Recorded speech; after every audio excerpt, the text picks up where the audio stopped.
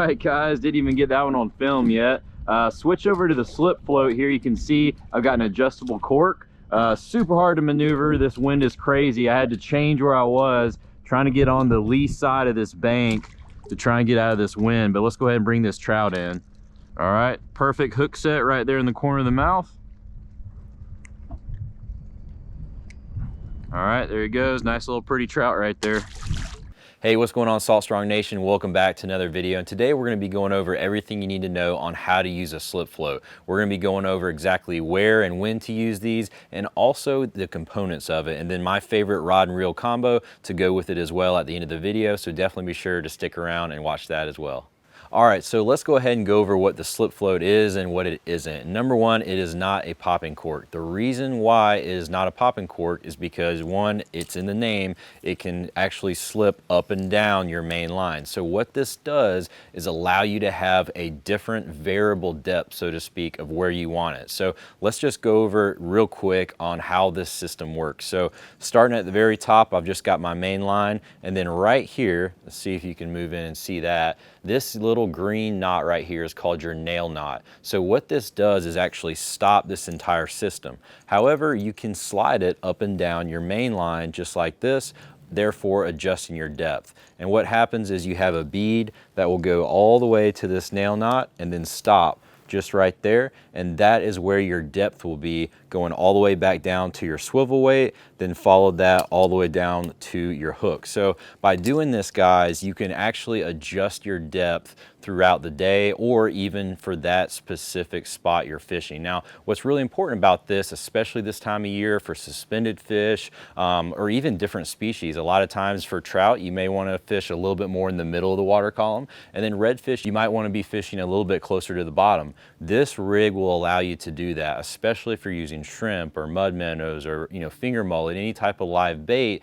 You can adjust where that bait's going to be based off of where you want to put that nail knot. So guys, what I'm doing right here, I'm actually in about 15 feet of water. I started noticing a trend where these fish are just hanging a lot deeper, but they're not far from, where they would normally feed on a lot of these flats and areas with oysters and stuff like this. So I went ahead and switched to this rig right here, which is a slip float. Great rig. And I've got it roughly 8 feet down or so. That way I can go ahead and get in that strike zone a little bit closer, because I'm in about 14 feet of water. So I can throw it out there, adjust the depth to where I need it, and hopefully catch some more fish. But that was my first cast right here. Let's see if we can get a few more.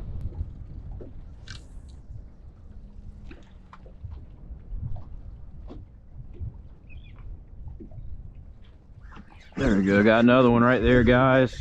Almost every cast here, super easy. Just get some live shrimp, throw it out there. This slip flow, like I said, see that green knot right here? So I've got the fish on, but right about here, this is what's called a nail knot, guys. So this is stopping my cork, and I've got it, if you can see, roughly about 8 feet down. So that's where these fish are holding at. They're holding deeper. So that's why I'm using this slip float. You can see right here, this thing just slides up and down just like that, and I can have my depth adjusted exactly where that strike zone is for these fish.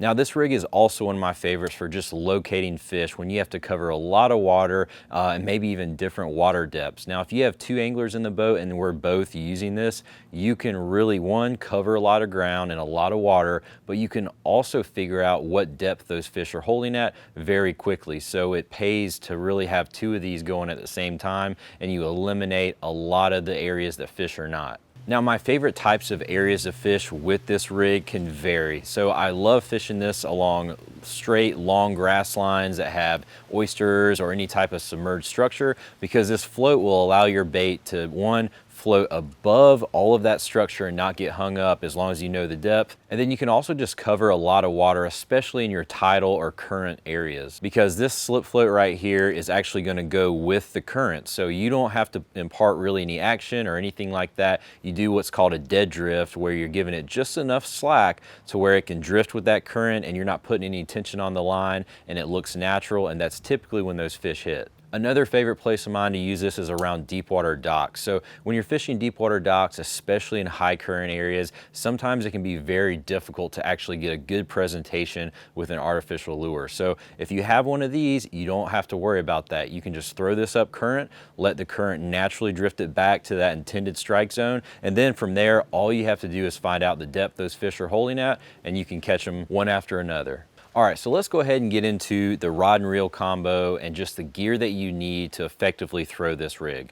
Okay, so starting out, guys, let's go with the rod. So this rod here is going to be the medium in a TFO Professional Series. Now, I like the medium in the 7-foot on this because it's a little bit stiffer in the front, and it's just a little bit better when you're starting to throw some heavier weights. This medium in the TFO is typically a little bit heavier than a normal medium and everything like that you would find in other rods, but this is a perfect setup. Now, one of the things as well that's important, and I'll go into later, is this unweighted cork. There are some weighted ones. I do not recommend those. Make sure you get one like this. This is just a H&H Custom Tackle unweighted saltwater cork. All right, next I have this paired up with the BGM Q3000. This is a phenomenal reel. I've really liked it, and a lot of people complain about flex and things like that in certain reels. This one has not done that for me at all. I have used it an absolute ton. Get a little bit closer to show you. You can see it's got pretty well worn already, and it keeps on turning. So it's a great reel, and it's also very light. So if you are doing a lot of cast, or if you want to actually switch this rig up, it's not hard to an artificial setup a little bit later on. Very easy to do, and you've already got a good setup ready to go. Now, I've paired this with 15-pound braid. I have 15-pound on this because I am fishing around a lot of structure, a lot of docks, and one of the things is a lot of times I'm fishing pretty deep. So I can't run, you know, a 20-foot mono leader all the time. I actually have a very short one connected to the swivel weight. So having this thicker braid, if you get a big redfish that runs you up into a dock, that 15-pound will really help you get a lot more fish out of those kind of tight and structured areas compared to 10-pound. And the other thing is you're just not throwing super far with these rigs. You're usually within about 60 or 70 feet, which is very capable with this rod and reel setup. No problem. You can throw this out there with live bait and have a great time with just this setup right here.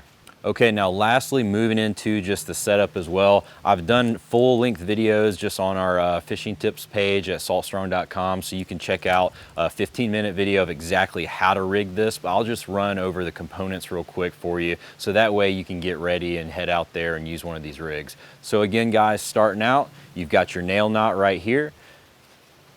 Show that to you. You can see that little green knot. That's going to be what stops your entire system. So you can do two things to get your nail knot. One, you can actually tie just a square knot, and that'll actually move it up and down if you want, just with braid on your own, or you can buy these separately. They come in little packs and they have a little plastic sleeve, and you can pop this right on your line, tighten it, cut the tag ends, and you're ready to go. Then right behind that, guys, you've just got a small glass bead. That's going to be what stops your knot right here.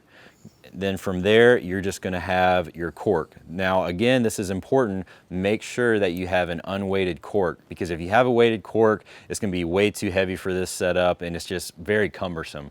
It also makes a super loud noise, even more so than it already does when it hits the water, and it could definitely spook fish more. So I really recommend having an unweighted cork. All right, now moving down to the weight, this is going to be a 3/4 ounce swivel weight. So you could also call this a trolling weight. They use this a lot for trolling as well because it's got that swivel on it, but super simple. You can find these in most of your tackle shops and tackle stores. And then from there, guys, I've got about a 12 to 14 inch leader of Andy monofilament. I use 20-pound. That is perfect for all around stuff, even around some structure and stuff. That 20-pound seems to do really well.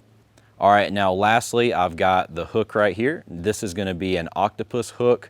Now, the sizes are going to depend on the size of your bait. So this is a smaller one. This is a 1/0. I go all the way up to a 3/0 depending on the size of the shrimp, or if I'm using a finger mullet, and this is a very simple switch, but an octopus hook is a very good one. Another really good one is a Kahle hook. I use both of them. It just depends which one I grab out the bag. They both work very well, but make sure that you're pairing up the hook size to your bait. And typically what I use is a 1/0 to a 3/0. So the 3/0 being bigger, the 1/0 being the smallest. So if you're having a lot of bait size shrimp and things like that, go ahead and use that 1/0 size. Or if you got some bigger shrimp or some finger mullet and things like that, move up to that 2/0 or 3/0 size. All right, guys, so hopefully you found these tips helpful when using a slip float. It's a phenomenal rig to use, and if you have any questions about it, definitely leave them in the comments below. But also, if you need any of this gear tackle, like any of the monofilament or hooks, we have those in our shop at fishstrong.com, so go there and check them out. If you're new to Salt Strong, just know we're the #1 online fishing club out there because we actually guarantee we're going to help you catch more fish, not only with tips and in-depth courses, but also our new Smart Fishing Spots app that actually tells you exactly where the fish will be feeding, as well as the best times of day to fish there. You'll also save tons of money with tackle discounts and make tons of new fishing friends in the Insider community. So thanks again for watching, and we hope to see you in the Insider community soon.